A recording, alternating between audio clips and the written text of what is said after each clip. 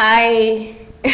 Thank you so much guys for clicking my video, and you're welcome to this video. All right, so if you've been here or if this is the first time of coming across my channel, thank you so much and stick with us. And if you've been here for a long time, you guys, thank you so much for being with me and being here all through. All right, so today I want to talk about some of the things you do not want to do when you find that you're depressed.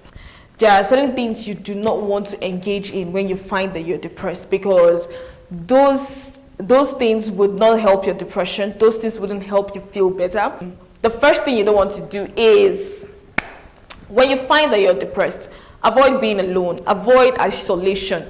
I know that is almost difficult, even just mere hearing it, but you do not want to be alone most of the time.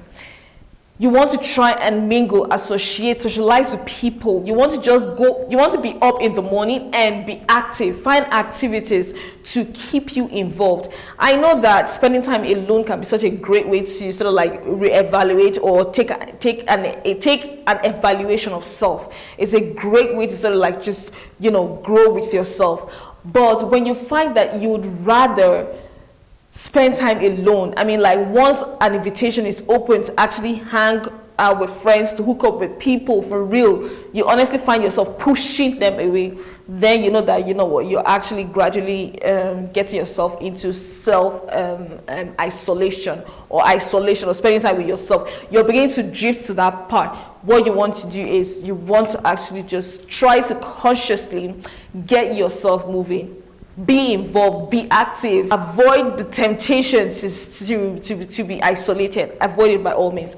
The next thing you want to do, the next thing you do not want to do when you find that you're depressed is limit your time on social media. Okay, I know that social media is really like where we all just come up, like social media is giving the world a platform to connect regardless of wherever you are. All right, so you're literally like in your basement or like in your living room space or in your kitchen, wherever you are, on your farm somewhere, or on your bed, but you're actually talking to somebody else on the other part of the world. Like, it's amazing. So that's what social media sort of like provides for us, and it's quite interesting. It's almost quite I feel it's addictive, you know, like the need to be on social media. But if you find that you are depressed, you want to limit your social media time. Social media is a place for you to connect with your people and also plan hangouts or hookups. I know that.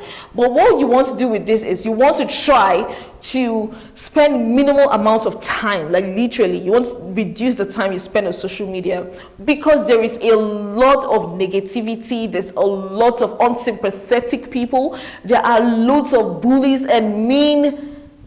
And talk of the bad news that is flooding the social media platform. Like, this stuff is terrible for your mental health. So once you find that you're down with the person, just avoid spending too much time on social media. You can dedicate some time to it, but do not spend all of your time on it, all right? The next thing you want to do is, once you find that you're depressed, you want to try to limit the number of choices you make per day. I'm going to say this personally, because for myself, I'm going to say this because I can relate to this personally. I mean, like, you know, that whole crave and honest desire to just make tons of decisions like throughout your day, simply because you want to make sure you're making the best choice, simply to make sure that, you know what, I'm deciding what is best for me, I'm deciding and not falling into the wrong choice, thereby, you know, affecting the rest of my day. So if you're obsessively concerned about making the right choices, this obsession can honestly cause a mental stress that can be translated to physical stress. Try to make your decisions quicker. That's one way to actually just get out of that whole clump and cluster of, you know, deciding the best thing to do per time. Try to make your decisions quicker, way before you get there. Lay out your plan, your schedule the previous day or early enough, so that when you actually get off of your bed, you're just tackling what you need to tackle without like having to go through all that stress of making too many decisions in the course of 24 hours. All right, so you want to try to limit that because you need your mind to be as sharp and as unclustered as possible.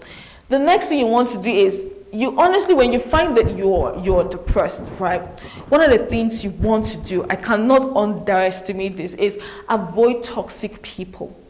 Look, every one of us, I'm very sure, like every one of us have actually come across people that make us feel bad about ourselves. There are certain groups of people you have come to identify as an individual that causes for you to feel bad about yourself. They make you question yourself. Sometimes they take advantage of you. Sometimes they outright bully you, like just really bully you. Like once you find that you have identified these kinds of people in your life, it is important to spend less time, if you cannot cut them off totally. If you can't cut them off totally, spend less time with people like this, because the more time you spend being around people that make you feel bad about who you are, the more time you spend being around people that make you feel terrible, that are mean to you, that bully you, that take advantage of you, the more time you spend around people like that, the easier it is for you to get depressed.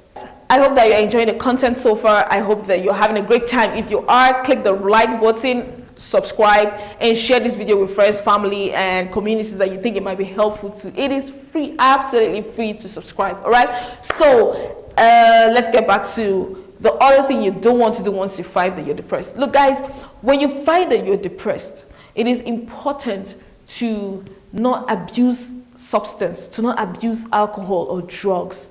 Once you abuse drug and you get that temporary relief, you end up finding that in the long run, you'll feel even much more sad, because you just momentarily solved your sadness or made yourself super excited. It's more a stimulant that sort of gets you there, not the natural chemicals that are responsible to actually like get you there. It is the stimulants that get you there. The reason why you don't want to involve in these activities is simply because they trigger your depression. They either make your depression worse or they trigger it. If it's a situational depression, all of these activities will trigger your depression. So do what you can to be physically engaged.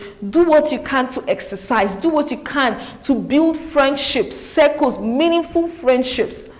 You want to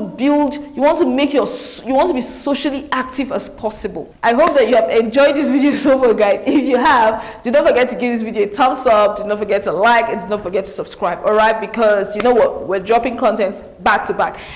And you want to see what's up next, just subscribe and make sure you stay notified, because you do not want to miss the next video, which is what triggers for depression. And the tons of you have wondered, have asked, okay, what are these triggers? We've talked about triggers in the past, or we were talking about journaling and prompts and affirmations for depression. We talked a lot about triggers.